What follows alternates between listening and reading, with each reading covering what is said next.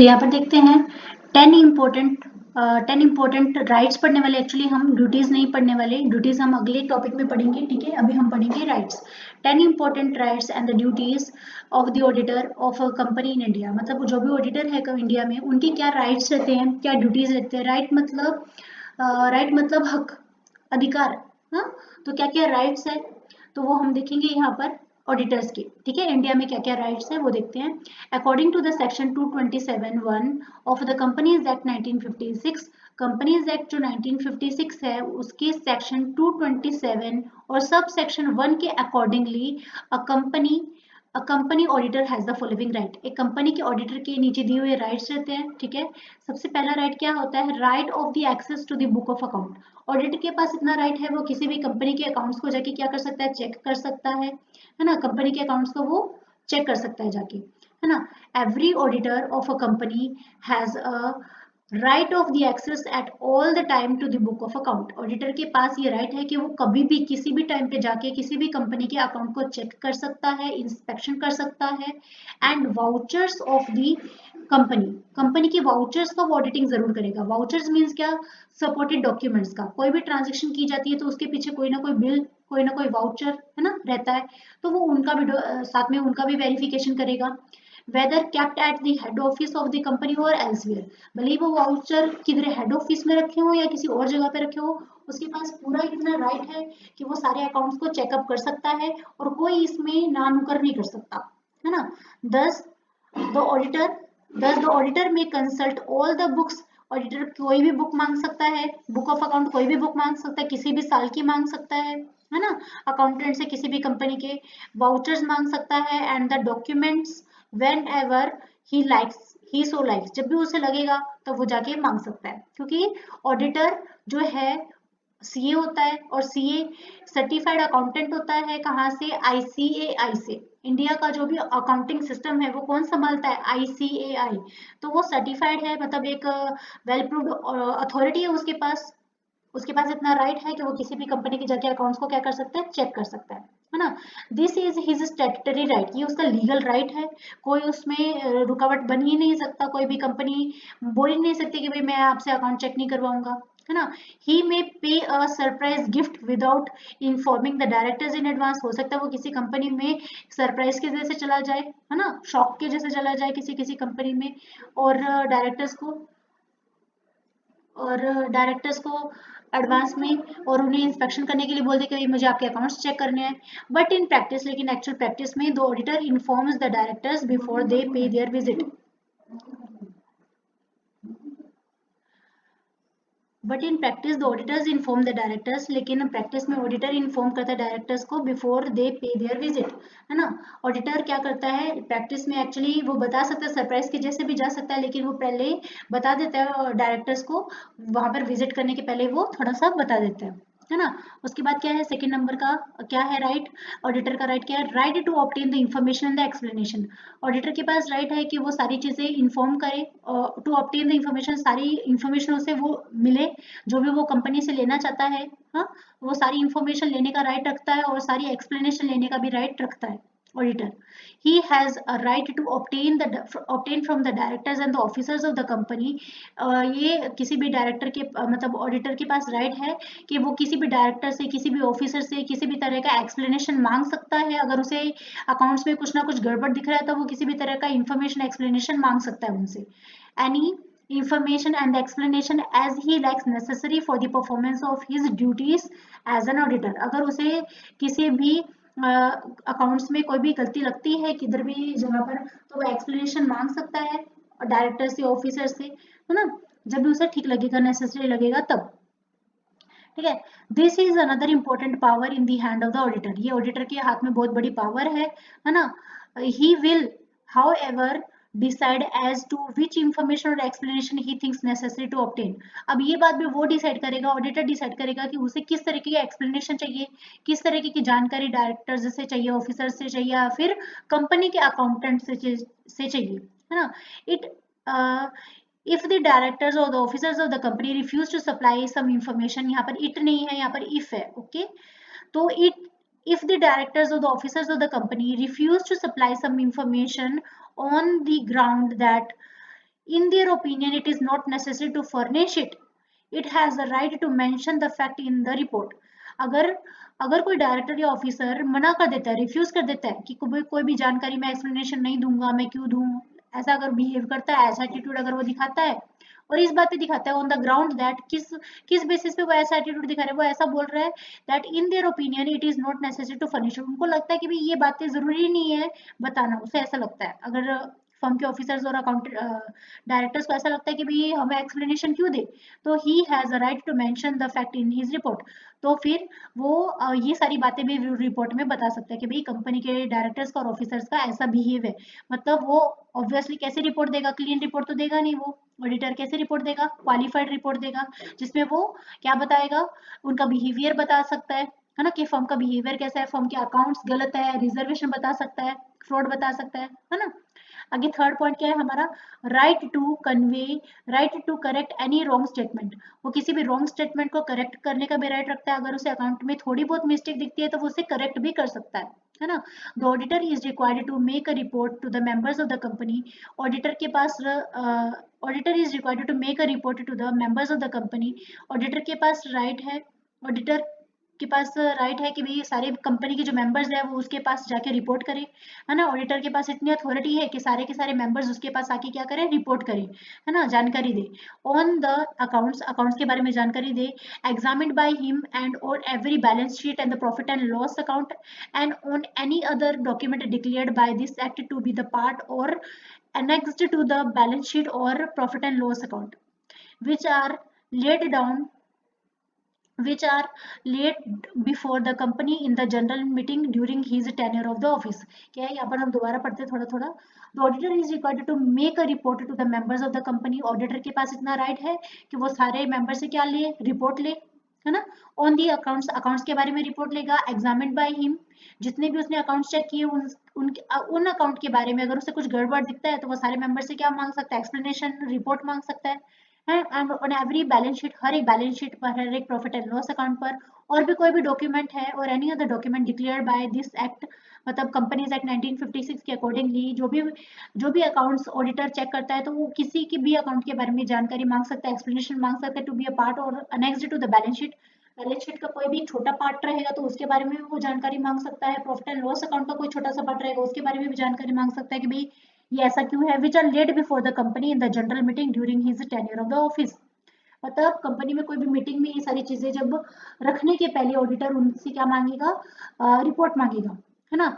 The directors have a duty, director की duty बनती है टू प्रिपेयर देम, मतलब ऑडिटर के प्रति उसकी रिस्पॉन्सिबिलिटी है कि वो जवाब दे, है ना, and present them to the auditor, और डायरेक्टर के सामने वो प्रेजेंट करे सारी रिपोर्ट को, सारी जानकारी को, ठीक है। The auditor can not require but advise the directors to amend their system of maintaining account if it is faulty। अगर उन्हें कुछ गड़बड़ लगती, कुछ गलत लगता है अकाउंट्स में तो वो ऑडिटर क्या करेगा, एडवाइस करेगा डायरेक्टर्स को कि भाई तुम अपने अकाउंट्स को ठीक करो, अमेंड करो, मतलब थोड़ा सा गलतियों को सुधारो, चेंज करो, है ना, नहीं तो तुम्हारे अकाउंट्स को फ्रॉड डिक्लेयर कर दिया जाएगा और फिर वो कंपनी ऑब्वियसली उसमें कोई इन्वेस्ट नहीं करने वाला फिर, है ना। If his suggestions are not carried out, और अगर ऑडिटर के सजेशंस को कोई फॉलो नहीं करता, मतलब फ्रॉड तभी भी कंटिन्यू करी जा रहा है, he has a right to refer the matter to the members, तो फिर मेंबर्स तक वो राइट जाएगा। मेंबर्स कौन होते हैं, कंपनी के शेयर होल्डर्स, तो शेयर होल्डर्स तक ये बात जाएगी कि कंपनी के अकाउंट्स में फ्रॉड है। If the method of accounting is इनएडिक्वेट, अगर अकाउंट्स बनाने का जो मेथड है वो इनएडिक्वेट है, he must state the fact in his report, तो उसे अपनी रिपोर्ट में भी वो फैक्ट बता देगा, है ना। ऑडिटर उस रिपोर्ट में, अपनी रिपोर्ट में, ऑडिटर अपनी रिपोर्ट में भी क्या बता देगा, वो फैक्ट बता देगा कि भाई इनका जो अकाउंटिंग का मेथड है वो इनएडिक्वेट है, काफी नहीं है, सही नहीं है ना। That the proper book of accounts have not been kept by the company, की कंपनी ने proper book of accounts prepare नहीं कर रखी, ठीक है। आगे फोर्थ पॉइंट क्या है, फोर्थ राइट क्या है ऑडिटर्स का, right to visit the branches. Auditor के पास राइट है कि किसी भी एक फर्म की अगर बहुत सारी ब्रांचेस है ना, जैसे किसी बैंक की बहुत सारी ब्रांचेस रहती है तो वो किसी भी ब्रांच में जाके विजिट कर सकता है और सबके अकाउंट्स वगैरह चेक कर सकता है, ठीक है। According to the section 228, section 228 के accordingly if a company has a branch office, अगर किसी कंपनी का ब्रांच ऑफिस है, हर कंपनी में एक ब्रांच ऑफिस रहता है है ना। The accounts of the office shall be audited by the company's auditor appointed under the section 224 और by a person qualified for the appointment as auditor of the company under the section 226। क्या है, मतलब branch, किसी भी branch में जाके visit करने का राइट रखता है। तो इसके अकॉर्डिंगली क्या है, जो हमारा कंपनीज एक्ट 1956 है, according to the section 228, section 228 के accordingly if a company has a branch office, अगर कंपनी का कोई भी ब्रांच ऑफिस है तो उस ब्रांच के अकाउंट्स का ऑडिटिंग कौन करेगा, कोई भी कंपनी का ऑडिटर अपॉइंट किया जाता है सेक्शन 224 के अकॉर्डिंगली, या फिर by a person qualified for appointment as an auditor of the company under the section 226। तो मतलब कौन सा पर्सन ऑडिटिंग कर सकता है, किसी भी ब्रांच में जाके विजिट कर सकता है, ये कंपनी एक्ट 1956 के दो सेक्शन डिसाइड करते हैं, सेक्शन 224 एंड सेक्शन 226, है ना। Where the branch accounts are not audited by a duly qualified auditor, जहां पर ब्रांच के अकाउंट्स ऑडिट नहीं किए जाते कोई भी एक ड्यूली क्वालिफाइड ऑडिटर से, मतलब जितना जो अकाउंटेंट जो ऑडिटर कर सकता है ना, जिनके पास अथॉरिटी ऑफिशियली जो चेक कर सकता है, अगर वो ऑडिट नहीं करता है, the auditor has a right of the access of the book of account books of accounts and the vouchers of the company and thus may visit the branch if he deems it necessary। वो सारे branch के accounts मांग सकता है, और अगर account में कुछ गलती दिखाई दे रही है तो फिर वो क्या करेगा, उस ब्रांच में जाके विजिट कर सकता है और उसका डिटेल में वो देखेगा भी क्या गड़बड़ है इस कंपनी में, है ना। तो ये था हमारा फोर्थ पॉइंट। अब ये है हमारा फिफ्थ पॉइंट। फिफ्थ पॉइंट में मतलब क्या राइट है, right to signature and on audit report. Auditor के पास राइट है कि कंपनी के अकाउंट सही है या गलत है, तो वो अपनी ऑडिट रिपोर्ट में अपना साइन करेगा, मतलब वो बता सकता है कि भाई हाँ इस कंपनी के अकाउंट किसने चेक किए, मैंने चेक किए, मतलब वो अपना साइन से समझ में आ जाता है ना। अगर हम किसी भी जगह पर साइन करते हैं इसका मतलब क्या है, हमने वो चेक किया हुआ है, हमने वो देख रखा है ना। अंडर सेक्शन 229 कंपनी एक्ट 1956 के सेक्शन 229 में only the person appointed as an auditor of the company और where a firm is so appointed, या तो कोई कंपनी अकाउंट्स को चेक करेगी या फिर कोई एक इंडिविजुअल पर्सन अकाउंट को चेक करेगा, only a partner in the firm practising in India में sign the auditor's report. Auditor की रिपोर्ट को may sign the auditor report, मतलब only a person appointed as a auditor of the company, है ना। मतलब जो person को auditor के जैसे अपॉइंट किया जाता है या फिर किसी फर्म को ऑडिटर के जैसे अपॉइंट किया जाता है, only a partner in the firm practising in India में साइन द ऑडिटर रिपोर्ट और साइन और authenticate any other document of the company required by the law to be signed or authenticated by the auditor। मतलब auditor ने authority दी है किसी partner को, partnership firm को, कि वो किसी भी अकाउंट्स को अटेस्ट कर सकती है और डॉक्यूमेंट को अटेस्ट कर सकती है या फिर अपना साइन कर सकती है, जो भी ऑडिटर के जैसे अपॉइंट किया जाएगा अंडर सेक्शन कंपनीज एक्ट 1956 के 229 सेक्शन के अंडर, ठीक है। फिर सिक्स पॉइंट क्या है हमारा, right to receive the notice and other communication relating to the general meeting and attend them. क्या है, ऑडिटर के पास राइट है टू रिसीव द नोटिस, कि नोटिस मिले उसे, एंड अदर कम्युनिकेशन सारी इंफॉर्मेशन मिलती जाए relating to the general meeting and attend them. Auditor के पास राइट है कि किसी भी कंपनी में जिसका भी वो ऑडिटर है, एक्सटर्नल ऑडिटर के जैसे अपॉइंट किया गया है मान लो, तो उसे राइट है कि उस कंपनी के जब भी जनरल मीटिंग हो, कोई भी मीटिंग हो, तो उसे इनवाइट किया जाए, है ना, और वो सारे ऑडिट्स चेक कर सके, मतलब जब भी ऑडिटिंग हो तो उसमें वो भी इन्वॉल्व हो, है ना। Under section 231 company act section 231 के accordingly an auditor of the company has a right, किसी भी कंपनी के ऑडिटर का ये राइट है to receive the notices and other communication relating to the general meeting in the same way as a member of the company. जैसे company में कोई भी मीटिंग होती है तो शेयर होल्डर्स मेंबर्स को इन्वाइट किया जाता है, तो उसी तरीके से किसे इन्वाइट किया जाएगा, उसी तरीके से हम इनवाइट करेंगे किसी भी ऑडिटर को। कंपनी का कोई ऑर्डर है तो उसे उस तक भी पहुंचना चाहिए नोटिस कि भाई मीटिंग होने वाली है, इस तारीख को होने वाली है, और जितने भी नोटिस है सारे नोटिस पहुंचने चाहिए मीटिंग के बारे में और वगैरह वगैरह। He is also entitled, entitled मतलब हकदार है, he is also entitled to attend any general meeting, उसके पास ये अधिकार है कि वो किसी भी जनरल मीटिंग में पार्टिसिपेट कर सकता है, अटेंड कर सकता है, विच ही अटेंड्स और any part of the business which concerns him as an auditor. तो मतलब वो कंपनी के कभी भी वो कंपनी में आ सकता है, जनरल मीटिंग को अटेंड कर सकता है, ठीक है। According to the power of the auditor, auditor की पावर के हिसाब से he may make any statement और explanation with regard to the accounts as he may desire, वो किसी भी अकाउंट के बारे में अपना ओपिनियन बता सकता है, अपनी स्टेटमेंट दे सकता है, अपना एक्सप्लेनेशन दे सकता है। He need not however answer any question, लेकिन वो किसी भी क्वेश्चन का जवाब देने के लिए अकाउंटेबल नहीं है। वो किसी से जवाब मांग सकता है, लेकिन वो किसी को जवाब देने के मतलब उसके पास इतनी पावर है कि मतलब वो जो चाहे वो कर सकता है। किसी भी कंपनी के जाके अकाउंट चेक कर सकता है ना। ऑर्डिनरली, ऑर्डिनरली मीन्स क्या, आमतौर पर। ऑर्डिनरली मीन्स क्या, आमतौर पर।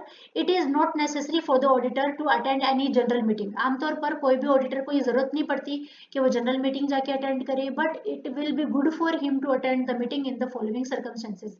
लेकिन उसके लिए अच्छा रहेगा जब अगर नीचे दिए हुए जो दो तीन पॉइंट है, अगर वो तीन पॉइंट है तो वो उसे जनरल मीटिंग अटेंड कर लेनी चाहिए, इसके लिए अच्छा रहेगा। क्या सर्कमस्टेंसेस रहेंगे जब उसे जनरल मीटिंग अटेंड करनी चाहिए? When his report contains important qualifications directly affecting the management, so that his remarks may not be misunderstood or misinterpreted। अगर मान लो किसी अकाउंटेंट ने किसी कंपनी के अकाउंट को क्वालिफाइड रिपोर्ट दे दी, क्वालिफाइड मतलब फ्रॉड बता दिया कि उसके अकाउंट में, तो कंपनी वाले उस अकाउंटेंट को, उस ऑडिटर को गलत समझे, इससे पहले कि उसने जाके मीटिंग अटेंड कर लेनी चाहिए और अपना डिटेल एक्सप्लेनेशन दे देना चाहिए कि भैया तुम्हारे अकाउंट में ये गड़बड़ है, इस वजह से मैंने तुम्हें क्वालिफाइड रिपोर्ट बताई है ना, तुम्हारी रिपोर्ट में मुझे फ्रॉड दिख रहा है। ठीक है। बी क्या है, when he has received a notice from the company that someone else is going to be proposed for the appointment as an auditor of the company at the annual general meeting. अगर उसे ऐसा notice मिलता है कि भाई तुम्हारी जगह कोई और आने वाला है ऑडिटर के जैसे, तब उसने जनरल मीटिंग अटेंड करनी चाहिए कि भाई क्यों मेरे अलावा किसी और को क्यों अपॉइंट किया गया ऑडिटर के जैसे, मतलब इनका कोई तो हो सकता है वो दूसरा पर्सन इनका ही मतलब भागीदार हो, है ना, फ्रॉड में हो सकता है ऐसे ऑडिटर को अपॉइंट किया हो, तो उस टाइम पे उसने जनरल मीटिंग अटेंड करनी चाहिए। फिर सी, और एक पॉइंट है कब उसने जनरल मीटिंग अटेंड करनी चाहिए, when he has been specially asked by the management to be present, या फिर कंपनी के मैनेजमेंट ने उसे स्पेशली इनवाइट किया है और प्रेजेंट रहने की रिक्वेस्ट की है, तब उसने प्रेजेंट रहना चाहिए।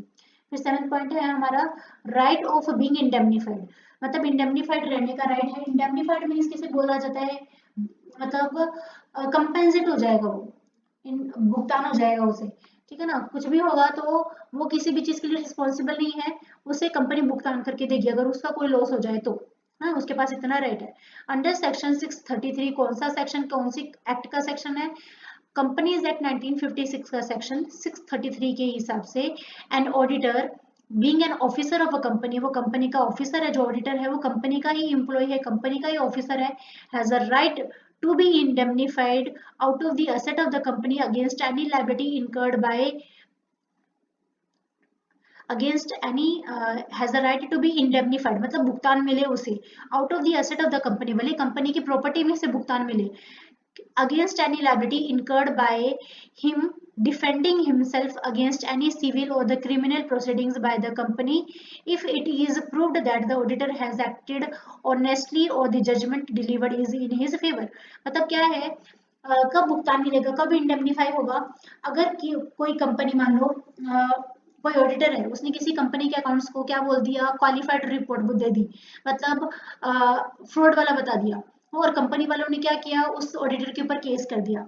ठीक है, तो ऑडिटर ने अभी केस में अगर जज ने ऑडिटर के फेवर में फैसला सुनाया कि भाई ऑडिटर ने जो किया वो सही किया, तो फिर तो उसको जो भी नुकसान हुआ है ना, उसके ऊपर जो नाम वगैरह लगा है, तो फिर वो उसका तो फिर वो कंपनी क्या करेगी, उसके नाम खराब करने की वजह से ऑडिटर का नाम खराब किया उन्होंने केस वगैरह करके, तो फिर वो उसे क्या करेगी, पे करेगी, है ना, क्योंकि ऑडिटर ने तो जो काम किया वो ऑनेस्टली किया। दोबारा पढ़ लेते हैं, अंडर सेक्शन 633 के under an auditor has a right to be indemnify, auditor के पास राइट है out of the asset of the company, भले कंपनी अपनी प्रॉपर्टी में से भुगतान करे, है ना, against any liability incurred by him defending himself, जहां पर ऐसी लायबिलिटी पैदा हो चुकी है किसी कंपनी की, जहां पर ऑडिटर खुद को बचा रहा है, डिफेंड कर रहा है ना, खुद को सही साबित कर रहा है और एक्चुअली वो सही है, हाँ, defending himself against any civil और the criminal proceeding by the company, अगर कंपनी कोई सिविल और क्रिमिनल प्रोसीडिंग कर रहा है, if it is proved that the auditor has acted honestly, auditor ने जो भी एक्ट किया वो ऑनेस्टली किया, है ना, उसका ना उसे कंपनी से कोई दुश्मनी नहीं है, और the judgment delivered in his favour, और जो भी जजमेंट आ रहा है, जज का जो भी आ रहा है फैसला, केस का फैसला जो भी आ रहा है वो ऑडिटर के ऑडिटर के फेवर में आ रहा है, तो फिर वो कंपनी से क्या मांग सकता है, इंडेमनीफाई मांग सकता है, भुगतान मांग सकते हैं कि भाई तुम भुगतान करो। हाँ? अभी क्या है, 8th पॉइंट क्या है हमारा, right to have the legal और द टेक्निकल एडवाइस। एडिटर के पास राइट है कि उसे कभी भी कोई भी लीगल एडवाइस और टेक्निकल एडवाइस अगर उसे चाहिए तो वो उसे मिले। He has the right to seek the opinion of the experts and thus take the legal और द टेक्निकल एडवाइस। ऑडिटर के पास इतना राइट है कि वो किसी एक्सपर्ट का राय ले सकता है अगर उसे किसी चीज में डाउट लगता है ना, और वो लीगल एक्शन, लीगल और टेक्निकल एडवाइस भी किसी भी एक्सपर्ट से ले सकता है।